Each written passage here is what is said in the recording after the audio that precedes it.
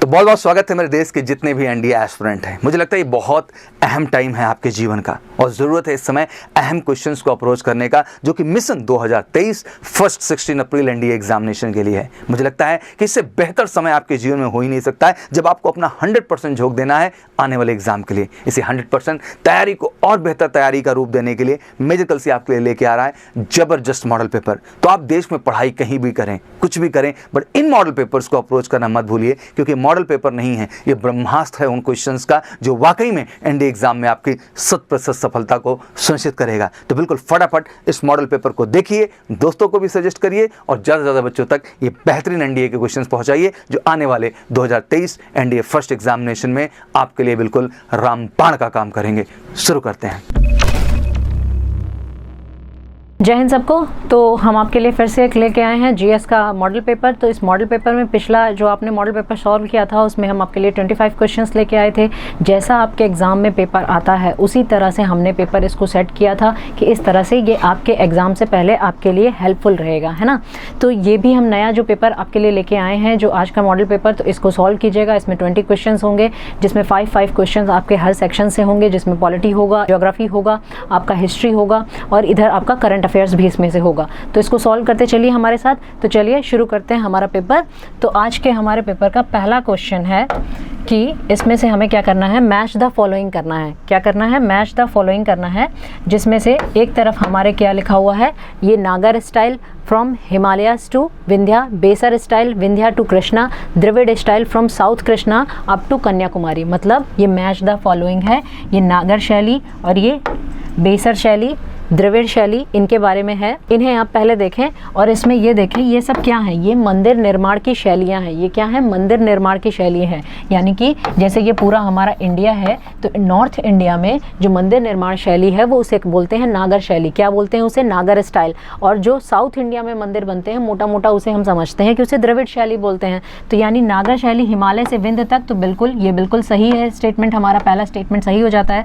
और द्रविड़ शैली कृष्णा से दक्षिण कन्याकुमारी तक, है ना, दक्षिण में यानी कन्याकुमारी तक। साउथ ये भी सही है, यानी ये दोनों ऑप्शंस हमारे सही हैं। अब बेसर स्टाइल क्या है कि ये जो आपका जो विजयनगर काल था उस टाइम पे और उसके बाद जो साउथ इंडिया में ही आपके इधर ये कर्नाटका के रीजन में, विंध्य से कर्नाटका के रीजन में ये बेसर स्टाइल मंदिर निर्माण की शैली क्या थी, प्रमुख थी, वहाँ पे प्रचलित थी। तो ये तीनों ही स्टेटमेंट हमारे सही हो जाते हैं।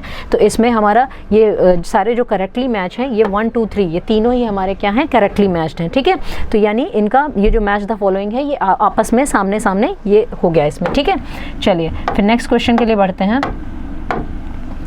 नेक्स्ट क्वेश्चन क्या है हमारा, उसे देखते हैं।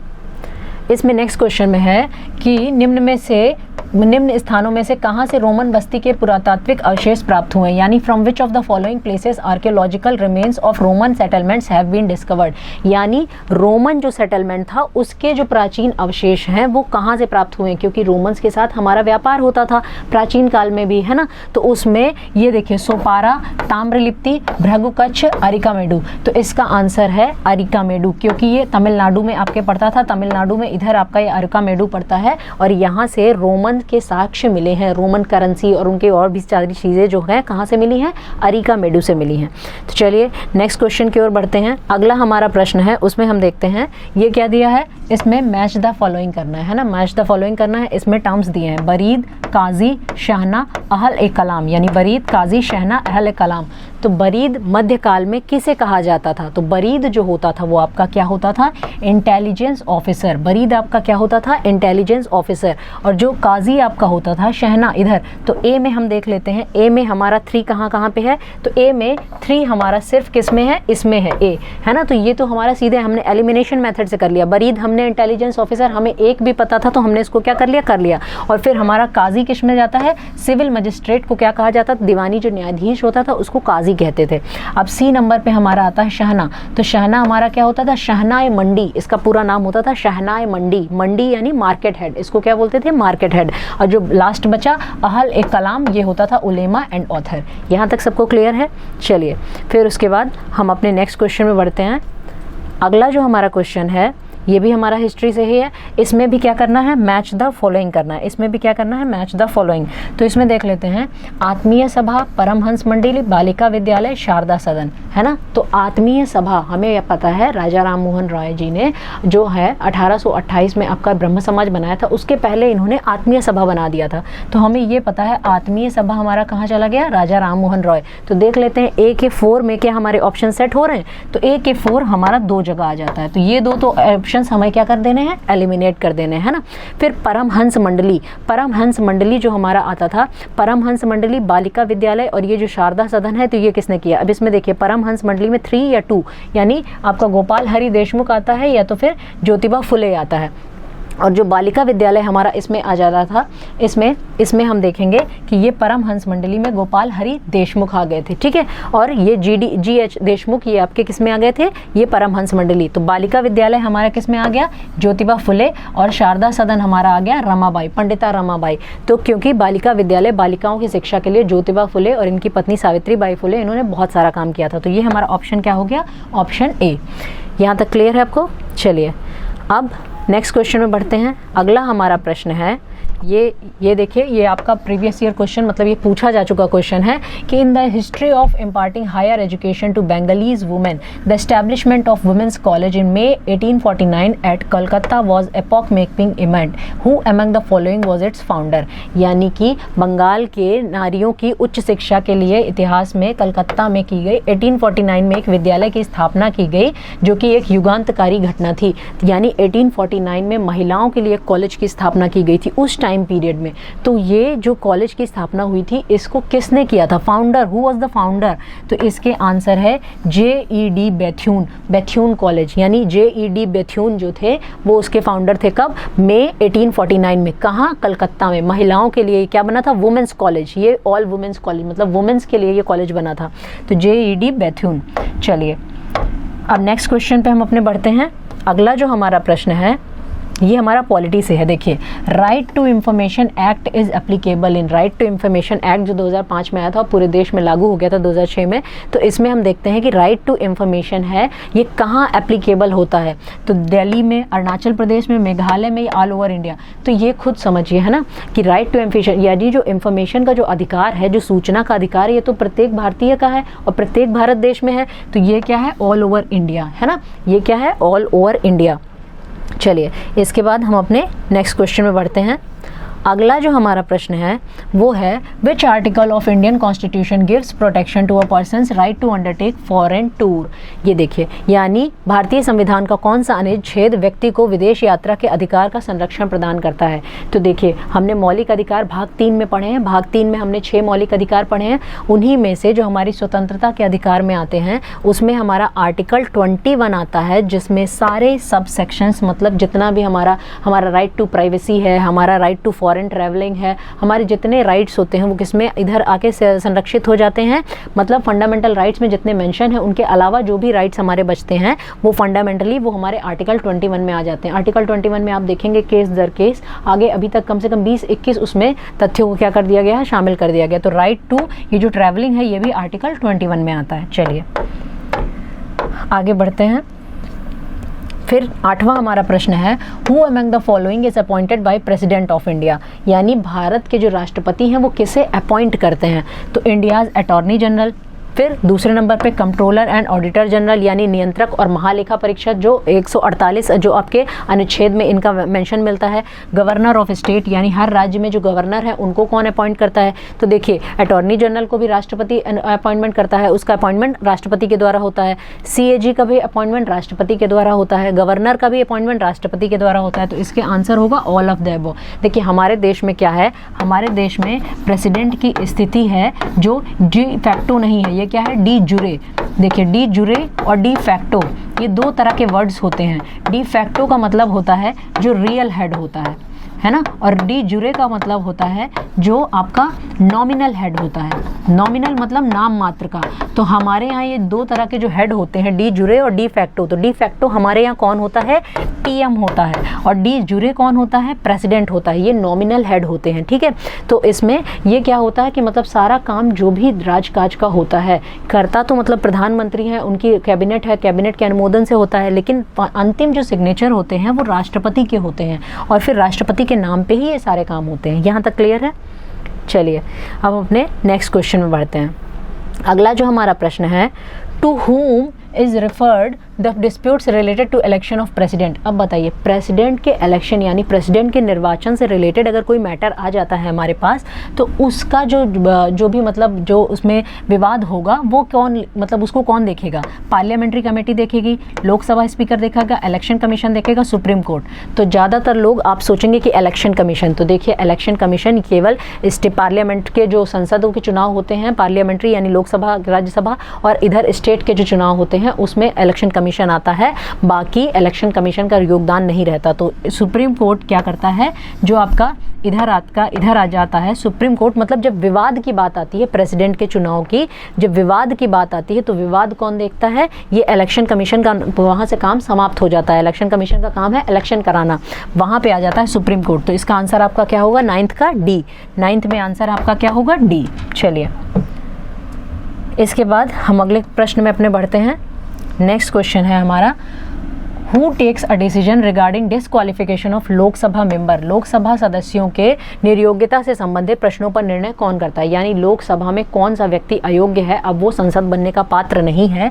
तो Lok Sabha speaker, prime minister, president, minister of parliamentary affairs. तो इसका आंसर है लोकसभा स्पीकर। देखिए, लोकसभा स्पीकर का निर्णय ही अंतिम निर्णय होता है कि ये व्यक्ति पात्र है या इसकी पात्रता, मतलब अब ये अयोग्य हो गया, इसको निलंबित करना है। तो ये अंतिम निर्णय किसका होता है, लोकसभा स्पीकर का होता है। ये चीज़ अभी न्यूज़ में भी बनी हुई थी, है ना। चलिए नेक्स्ट हमारा ये ज्योग्राफी से यहाँ से हमारे क्वेश्चन शुरू हो जाते हैं। नेक्स्ट क्वेश्चन है हमारा, the radio active disintegration is an internal source of heat for the earth. It is helpful and the formation of which of the following types of rocks. यानी कि रेडियो एक्टिव क्षय पृथ्वी के लिए ऊष्मा का आंतरिक स्रोत देता है, यह किस प्रकार की शैलों के निर्माण में सहायक होता है। तो देखिए, हमने पृथ्वी की आंतरिक संरचना में पढ़ा है, ये क्या है, कोर है, फिर मेंटल है, ये क्या है, कोर है, फिर उसके बाद मेंटल है, फिर क्रस्ट है, ठीक है। तो ये क्रस्ट के बीच में जो मेंटल है, मेंटल की जो ऊपरी लेयर होती है, इसको एस्थेनोस्फेयर कहते हैं। एस्थेनोस्फेयर क्या होता है, बहुत ज़्यादा यहाँ पे जो मैग्मा होता है, यही मैग्मा का सोर्स होता है। तो यहाँ गर्मी कहाँ से आती है, रेडियो एक्टिव क्षय से, ये रेडियो एक्टिव डिके से आती है। तो मैग्मा जो निकलता है उससे जो बाहर आके जो चट्टानें बनती हैं, वो किस तरह की चट्टानें बनती हैं, वो बनती हैं आग्नेय चट्टानें। उनको क्या बोलते हैं, इग्नियस रॉक्स। तो इसका आंसर क्या होगा, ए। इसका आपका आंसर क्या होगा, ए, इग्नियस रॉक्स बनेंगी, ठीक है। चलिए फिर हम अपने नेक्स्ट क्वेश्चन में बढ़ते हैं। अगला जो हमारा प्रश्न है, इसमें पूछा जा रहा है, equatorial evergreen forest is known by which name. तो देखिए, ये है यानी भूमध्य सागरीय जो विषुवत रेखा है, इसे ही भूमध्य रेखा भी कहते हैं, जो इक्वेटर है, और यहाँ आपका आता है ट्रॉपिक ऑफ कैंसर, और यहाँ आपका आता है ट्रॉपिक ऑफ कैप्रिकॉन। इन दोनों के बीच जो रीजन होता है उसको बोलते हैं उष्णकटिबंधीय क्षेत्र, ट्रॉपिकल रीजन। तो इसमें पूछा गया है कि इक्वेटोरियल एवरग्रीन यानी इक्वेटोरियल यानी भूमध्य रेखा पे, विषुवत रेखा पे ही पाए जाने वाले जो जंगल होते हैं उनके क्या नाम है, उनको किस नाम से जाना जाता है। तो सवाना तो हमारा ट्रॉपिकल फॉरेस्ट हो गया, कैंपोस लैनोस ये हमारा आपका ब्राज़ील में आ जाता है, सेल्वास का जो रीजन है ये इक्वेटोरियल फॉरेस्ट है। तो इसका हमारा आंसर क्या होगा, इसका हमारा आंसर है सेल्वास, 12 का सी। चलिए इसके बाद हम नेक्स्ट क्वेश्चन में बढ़ते हैं। नेक्स्ट जो हमारा प्रश्न है ये भी हमारा भूगोल का है। Which one of the following is a local wind that blows out from Siberia, यानी कौन सी वो लोकल विंड है जो कि हमारे साइबेरिया से आती है। इसका आंसर है पुर्गा। इसका आंसर क्या है, पुर्गा। तो ये आपको याद करना पड़ेगा। इसमें मतलब आपको सिद्धांत नहीं लगाना है, ये आपको याद करने का है। तो कौन सी लोकल विंड्स होती हैं, ये बोरा कहाँ चलती है, मिस्ट्रल कहाँ चलती है, ब्लिजर्ड कहाँ चलती है ना, ठंडे एरिया में चलती है मिस्ट्रल, ये आपकी इटली इधर के पास के एरिया में हो गई। तो इस तरह से हमें इन्हें याद करना पड़ेगा क्योंकि इससे रिलेटेड हमसे क्वेश्चन पूछे जाते हैं। नेक्स्ट क्वेश्चन है हमारा, inversion of rainfall is associated with, यानी वर्षा का व्युत्क्रमण। अब इन्वर्जन ऑफ रेनफॉल, रेनफॉल हमने देखा है, रेनफॉल जो होती है एक होती है कन्वेक्शनल रेनफॉल, है ना। कन्वेक्शनल मतलब गर्मी बढ़ी तो वाष्पन हुआ, एवोपरेशन हुआ, वाष्पन हुआ, वाष्प ऊपर गई तो उसका संघनन हुआ, संघनन मतलब कंडेंसेशन हुआ तो बारिश हुई, तो कन्वेंशनल रेनफॉल। दूसरी हमारी रेनफॉल होती है ओरोग्राफिक रेनफॉल। ओरोग्राफिक रेनफॉल हमारी पहाड़ी एरिया में होती है, मतलब कि यहाँ पे आपके जो बादल होते हैं जब ऐसे जा रहे होते हैं, इनका ये पहाड़ की वजह से इनका मतलब इधर से ये ऊपर उठने लगते हैं तो यहाँ पे क्या कर देते हैं, ये इनकी रेन बेयरिंग कैपेसिटी यहाँ पे समाप्त हो जाती है और यहाँ पे बारिश कर देते हैं, तो पर्वतीय एरिया में इसको बोलते हैं ओरोग्राफिक रेनफॉल। तो इन्वर्जन ऑफ रेनफॉल का आंसर होगा पर्वतीय वर्षा। इन्वर्जन ऑफ रेनफॉल का आंसर क्या होगा, पर्वतीय वर्षा। इसका 14 नंबर का जो आपका आंसर है वो ए है। ये जो पर्वतीय वर्षा होती है, जो पर्वतों पे होती है, उसे ही क्या कहते हैं, वर्षा का व्युत्क्रमण। चलिए उसके बाद हम अपने अगले प्रश्न पर पढ़ते हैं। नेक्स्ट हमारा क्वेश्चन है, which place is located on confluence of Alaknanda and Bhagirathi river. तो देखिए इसको जानने के लिए हमें पंच प्रयाग समझने होंगे, है ना। पंच प्रयाग जो हमारे हैं, जैसे विष्णु प्रयाग के बाद आपका नेक्स्ट आता है इधर आपका कर्ण प्रयाग, फिर इधर आपका आ जाता है नंद प्रयाग, फिर आपका आ जाता है इधर रुद्र प्रयाग, फिर इधर आपका आता है देव प्रयाग। तो देव प्रयाग वो जगह है जहाँ भगीरथी आके अलकनंदा से मिल जाती है और वहाँ पे क्या बन जाता है आपका वहाँ पे ये गंगा कहलाने लगती है। तो वो कौन सा प्रयाग है, वो आपका देव प्रयाग है। देव प्रयाग पे ही कन्फ्लुएंस होता है, यानी संगम होता है कौन कौन सी नदी का, अलकनंदा का और भगीरथी का।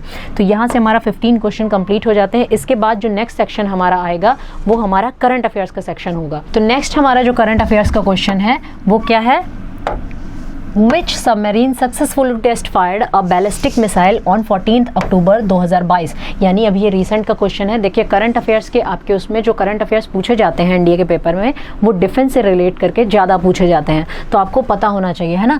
तो रिसेंटली जिस सबमरीन ने, कौन सी सबमरीन का मतलब कौन सी पनडुब्बी ने सक्सेसफुली किया है, टेस्ट फायर किया है बैलिस्टिक मिसाइल। देखिए मिसाइल हमने देखा 2 तरह की होती हैं, एक होती है क्रूज मिसाइल, एक होती है बैलिस्टिक मिसाइल। क्रूज मिसाइल जो होती है जो सीधे रास्ते जाती है, और बैलिस्टिक मिसाइल होती है जो ऐसे जिसका रास्ता इस तरह से होता है। क्रूज मिसाइल की रेंज होती है ये कम होती है, ये क्या होती है मतलब लेस होती है किसकी कंपैरिजन में, और बैलिस्टिक मिसाइल की रेंज बहुत ज़्यादा होती है, 1000, 2000, 3000, 4000 किलोमीटर्स होती हैं बैलिस्टिक मिसाइल की। तो यहाँ पे देखिए जो बैलिस्टिक मिसाइल को टेस्ट किया गया है, तो ये सबमरीन किस सबमरीन से किया गया है, INS अरिहंत से। किससे किया गया है, INS अरिहंत से किया गया है। इसका आंसर ये था। तो चलिए उसके बाद नेक्स्ट क्वेश्चन पे देखते हैं। What is the rank of India in the Alper Doger scientific index. ये एल्पर डॉजर जो साइंटिफिक इंडेक्स आता है, साइंटिफिक इंडेक्स मतलब इसमें क्या किया जाता है, पूरे विश्व के देशों का एक तरह से समाहित रूप से देखा जाता है कि किस देश में ज़्यादा साइंटिफिक इन्वेंशंस हो रहे हैं। तो उसमें हमारे भारत का कौन सा रैंक है, ये 21st रैंक है। हमारे भारत का कौन सा रैंक है, 21वां रैंक है। चलिए ये इसके लिए आपको करंट के चीज़ों से आपको अवेयर रहना होगा, है ना। करंट अफेयर्स का जो हमारा वीडियो आता है आप उसको भी देख सकते हैं, उससे भी आप वो काफ़ी हेल्पफुल होगा आपके एग्जाम के लिए। चलिए 18 नंबर का क्वेश्चन देखते हैं। Which of the following state government has started new scheme HIMCAD to help farmers. ये जो हिमकैड है, ये हिमकैड जो आपकी नई स्कीम है, ये किसने शुरू की है, तो ये बेटा हिमाचल प्रदेश ने शुरू की है। इसको थोड़ा इस तरह से भी हम मतलब एलिमिनेट कर सकते हैं। हिमकैड मतलब कुछ बर्फ़ से रिलेटेड है, तो उत्तर प्रदेश में तो बर्फ़ गिरती नहीं, ना राजस्थान में, ना पंजाब में, तो हिमाचल, मतलब इस तरह से हम कॉमन सेंस लगा के और मतलब उसको क्या कर सकते हैं, सॉल्व कर सकते हैं एलिमिनेशन मेथड से। लेकिन अगर आपके एग्जाम में कुछ ऐसा क्वेश्चन आ जाए कि जो बहुत ही घुमा के पूछा गया, आपको उसके एक भी ऑप्शन के बारे में कुछ भी नहीं पता है, तो बुद्धिमानी इसी में है कि आप उस क्वेश्चन को छोड़ दें, है ना। उसमें नेगेटिव मार्किंग आपको करने की ज़रूरत नहीं है। चलिए नेक्स्ट क्वेश्चन में हम अपने बढ़ जाते हैं। अगला जो हमारा प्रश्न है, व्हाट इज़ द, इसमें पूछा गया है what is the name of the website launch to enable citizens to contribute for the arm forces battle casualty welfare fund. अब देखिए एक वेबसाइट लॉन्च की है मिनिस्ट्री ऑफ डिफेंस की तरफ से, जिसमें आर्म फोर्सेस के हमारे जो भी जवान होते हैं उनको कैजुअलिटीज़ उनकी होती हैं, तो उनको जो लोग अपनी तरफ से मदद पहुँचाना चाहते हैं, तो उसके लिए नई जो वेबसाइट हुई है उसका लॉन्च हुई है, उसका नाम है माँ भारती के सपूत। जो वेबसाइट है आपकी, वेबसाइट का नाम क्या है, माँ भारती के सपूत। तो चलिए हम अपने आगे बढ़ते हैं। लास्ट क्वेश्चन है ये आज हमारा जिसमें पूछा गया है recently which village in India was declared by PM Narendra Modi as the country's first 24/7 solar powered village, है ना। वैसे भी हमारा जो हम सारा इलेक्ट्रिसिटी इन सारी चीज़ों पे जो निर्भर कर रहे हैं, इलेक्ट्रिसिटी जैसे कोल से थर्मल पावर प्लांट में बनती है तो उसमें कार्बन एमिशन बहुत ज़्यादा हो रहा है, तो हम अपना कार्बन एमिशन कम करने की कोशिश कर रहे हैं। हम किस पे शिफ्ट हो रहे हैं? रिन्यूएबल एनर्जी पे शिफ्ट हो रहे हैं। रिन्यूएबल एनर्जी मतलब नवीकरणीय ऊर्जा। तो हमारा फर्स्ट कौन सा विलेज हो गया है जो 24/7 जहां सोलर ऊर्जा से संचालित गांव होगा, वो गांव है हमारा मोढेरा। मोढेरा हमारा अभी रिसेंटली की बात है कि प्रधानमंत्री जी वहां पे गए थे, उन्होंने ये टैग मोढेरा को दिया। और मोढेरा इसलिए भी फेमस है क्योंकि यहाँ पे एक सन टेम्पल है। क्या है? सन टेम्पल यानी सूर्य मंदिर, भगवान सूर्य को समर्पित सन टेम्पल है और ये एक यूनेस्को की हेरिटेज साइट भी है, ठीक है। तो मोढेरा। तो चलिए आज का जो हमारा करंट अफेयर, जो हमारा पूरा मॉडल पेपर था, ये यहीं पे समाप्त होता है। तो आप कमेंट सेक्शन में बताइएगा कि आपको हमारा ये मॉडल पेपर किस तरह से लगा और इसमें हम किस तरह से नई चीज़ों को ऐड करें, तो वो भी आप सजेशंस इसमें दीजिएगा। तो चलिए इसी तरह से आप हमारे प्लेटफॉर्म पे जुड़े रहिए और इसी तरह से आप पढ़ते रहिए, आपका सिलेक्शन होना फिर निश्चित है। जय हिंद, जय भारत।